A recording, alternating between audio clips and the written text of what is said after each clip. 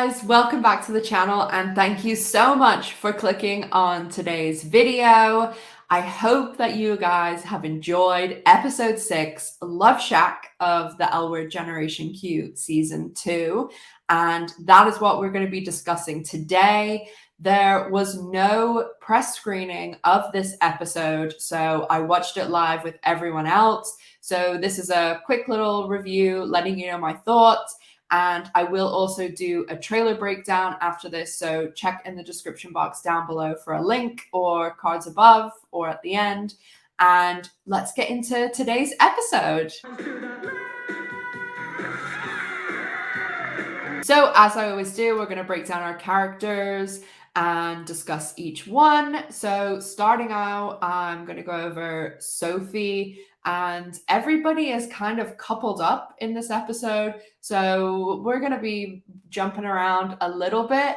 And Sophie in this episode, I mean, it's really done with Dani. And we've been saying that since episode 4. I just really felt as though their relationship, that thing in episode 4, was just a little rebound moment, and they are well and truly over. And we do actually see Sophie go through this tiny mini cycle of what she really was doing in real life with Dani Finley and across the whole episode. And then at the end, Sophie and Finley do get together, which I was kind of surprised. I didn't think that they would get together in this episode. I thought maybe they would do it next episode and this would be like lining things up. So that was a bit of a surprise. And there was a lot of coupling in this episode, which I'm glad that they did it, because time's a ticking. We only have 4 episodes left. So I think it was great to get lots of people paired up here, and we still do have some people kind of moving in that direction, but not quite there yet. So Finley's also kind of going through the same thing with her. You know, she's had this rebound person, and then she's just pining after Sophie in the episode. I do think it is so strange that everybody can just, you know, randomly not work or like the smallest staff in the world, and they're just calling Finley in. Like, did you not think that this karaoke night would be busy? So Finley is letting Sophie know how she feels. And I did like how there was that scene where Finley's just like, of course I don't want to be friends, like, instead of just saying something to kind of placate Sophie. I really do love Finley, and now that kind of Sophie and her are together, I don't think it's going to be like easy, smooth sailings, because, I mean, at the end of the day, this is the L Word. So I think that now we might start moving in the direction of like Finley's problems and issues, and maybe we'll start diving into, you know, her drinking and things like that, which I would really like to see more about that. And I hope that we learn more about her family, and like, because she seriously has like trauma there. So I'm all for learning more, and I do not think it's going to be smooth sailing for them. So Micah, I've been calling Micah and Maribel M&Ms in my head, like the sweet, the candy. So I did like how they've played this, and I'm all for more Maribel. I think she's hilarious, and I love like the border thing, and you know, she's kind of being like, okay, calm down, Micah. And yeah, they're just always funny when she's on screen. And I did love like the little conversation that Dani and Micah had at the start, and when they were like running and stuff. I think that that's one of the first times that I've really been like, oh, I see why they're friends. Because before it was like they were always in a group, or it was something to do with their relationship. So I'm really glad that we got that scene and saw like their like banter and like, you know, togetherness, since they were highlighting it last episode with that Dani and Gigi scene. So definitely would love to see more of Micah and Dani, and like why they are such like best friends. And speaking of Dani in this episode, I mean, I like the Micah scene, and I did like in that scene how they were kind of letting us know that Dani is doing her own thing at her dad's company, that she's not just, as she said, like being her dad's puppet. And then we also got that little nugget that she put in about talking to Bette at the karaoke night and saying like, oh, I'm working on something for us. So be really interested to see what that is and how it plays into everything. And like we know Pippa, you know, obviously comes in this episode too. So Dani really, I mean, she's real sweet on Gigi, and they're my new fave couple. I know they're not technically a couple yet, but I'll talk more about Gigi in a minute.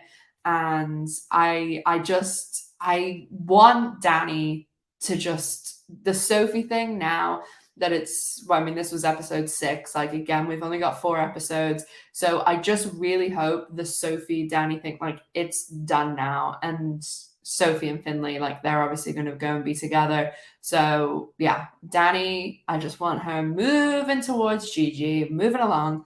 And I'm all for Dani and Gigi. So Shane, and I really loved, okay, I really loved the Bette, Shane, and Alice scenes in this episode. But I feel like we were so deprived. I wanted more. I liked how we got the Shane like explaining to Alice and Bette about Sherry Jaffe, and like we actually got like told kind of what happened to. And I was so like, I'm like, yes, when that scene was on, like I'm loving this. And then it was over. And like I did love them singing Love Shack. It was brilliant. Copyrighted song. Copyrighted song. Copyrighted song. But I don't know, I wanted more. And when Bette like basically left, I was like, what the hell is going on here? So I was kind of waiting for something like bigger to happen, I guess, because I just had this thing where, because obviously they hadn't put the episode out for the press, I was thinking like, oh, because last time they did that, like Tina came back. So back to Shane anyway. Shane and Tess in this episode, like so many people are getting together at the end, and they keep flashing back to Shane and Tess, and they're just like, well, at one stage they're on the porch and they're like this close to each other. Well, are you gonna tell me what else you said? And then they're sitting down and like it's flashing to like everybody else hooking up, and then they're just like talking. So I am Tess and Shane, I'm all for it. I think that Tess is just being real careful, which I do not blame her for at all. Told her to stop fucking touching my leg and playing footsie under the table and to leave you alone, and she did. And I did also like how we got the Lena reference here, because the L word, like, yes, time doesn't exist, but also they just kind of like forget like characters and seasons and episodes and things. So I was really glad that they had this kind of like tie to season 1. So, I mean, again, we only have 4 episodes left. So something has to happen with them soon, but when? So I need some shesh.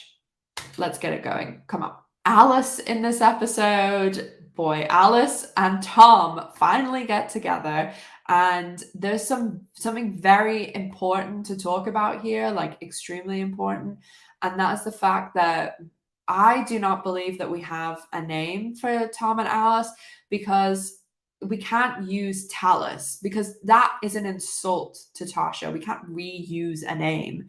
So I need a name for Tom and Alice. Put it in the comment section. Very important information that needs to be known. And I love their scenes. And I think that not very many people could have come on and played this part. Like Donald Faison's doing an excellent job.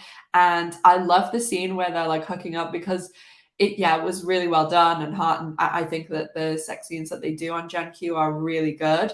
But it also was funny. Like I just really enjoy Leisha and Donald, like the way that they play off one another. I do.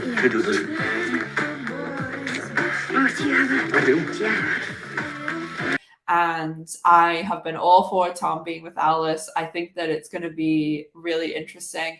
And also to have someone who's not like in that Hollywoody world.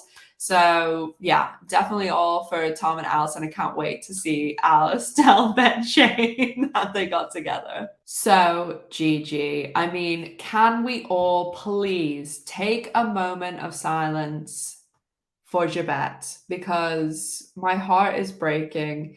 I mean, we will always have episodes 1 through 4 that we can go back and watch and live in that GiBette high.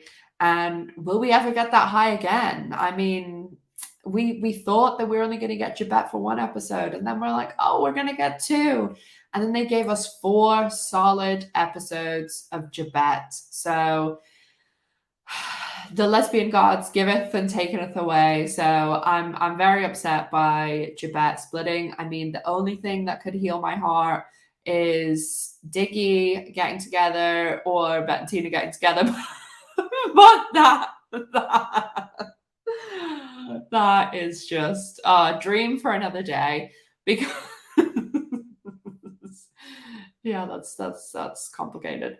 But I'm all for Gigi having some happiness with Dani. Bette is absolutely back on her bullshit. I've even made this beautiful transition because there is so much Bette bullshit in this season that she's awful to Gigi. Listen, I'm kidding. Yeah, I mean, don't get me wrong. I do think there's a world where we are fucking in the bathroom right now. Huh? Poor sweet baby Gigi. I need to come and I will look after you, Gigi. So Gigi, obviously, even Alice tries to blame Gigi, and it's like, Gigi did absolutely nothing wrong. This is 100% Bette. What went so wrong with us, Bette? Do you really want to talk about this? I think we both know that we're not right for each other. I'm curious about your perspective. So at the end of the episode, we do get Gigi saying to Dani that her feelings changed. I don't think any feelings changed. I think she had them before, but she obviously just didn't know what was going on with Bette. They've changed. What? I told you I'd let you know if my feelings for you changed. And they have. And I am all for Dani and Gigi. I need it before the season ends. So writers, you have 4 episodes. Let's get on it, please. And so that just leaves Bette. Complicated, wild, crazy, emotionally stunted Bette. Back on her bullshit. Bette, who needs so much therapy. Bette is back on her bullshit. And honestly, like the scenes with Bette, Alice, and Shane, again, I say this all the time, they make the episodes. They are the best bit of the show. And they are so short in this episode. We got the whole song and I loved it. It was great. And I thought that their characters came across so well, like the way they did the karaoke. And it was brilliant. But I feel as though Bette left way too early. Like I know that Shane left quickly after that, and then Alice was with Tom. But I just really feel as though we could have done with another OG scene, or like after the karaoke somehow, or like post Gigi breakup or something. And I'm always wanting more Gals Gab, more trio. And Bette obviously goes to Pippa's student show, and I know that we were all kind of hoping that when Bette's talking about checking boxes, she's talking about Tina. But it does seem as though, I mean, I'm sure that applies as well, but it does seem as though she's going down the Pippa arc. And yeah, I'm not sold on Pipette yet. I mean, I'm still healing from GiBette. So I just need to let my heart heal and then I can move on. But next episode, it looks as though Tina is not in the episode, but Carrie is. And I will talk about that more in my trailer breakdown, which is linked below. So make sure to go and watch that. But overall, I did really, really enjoy this episode. I mean, the karaoke scene was amazing. I thought it was brilliant. I put a clip up of that too, if you want to check it out, if you haven't been able to watch the episode. So I thought that they did a great job, and this, like, everybody sung really well, and Rosanne Zayas was great too. Overall, it wasn't, I don't think, like, my favorite episode of the season. I think episodes 2 and 4 are still my favorites, but I did kind of expect something a little bit bigger, and maybe that's just because I was like thinking that because they held the screening. But I really loved the episode. I thought it was great. And a lot kind of went on, even though it felt a little bit like a fillery episode, but there was a lot of development and things like that. So I am all for all basically the couples together. I'm not totally sold on Bette and Pippa yet, but we shall see. I'm assuming that next episode they really will start ramping that up, because we've only got 4 episodes left, which is pretty devastating. So I want to know what you guys think. Let me know down in the comments section. Let me know what Tom and Alice, what name we're going to go with, and let me know if anyone else is a Diggy fan of Dani and Gigi. So thank you so much as always for watching. Make sure to like the video if you enjoy it. And if you want to win a signed Jennifer Beals photography print, make sure that you're a subscriber to this channel and comment on this review. And if you want to win some merch, go and comment on my trailer breakdown. But you have to be a subscriber to win.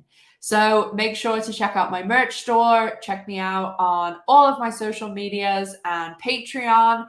And don't be afraid to share the video so the channel can grow and the L Word can grow. So thank you so much for watching. Make sure to stay safe, take care of yourselves, and I'll see you in the next one. Bye, guys.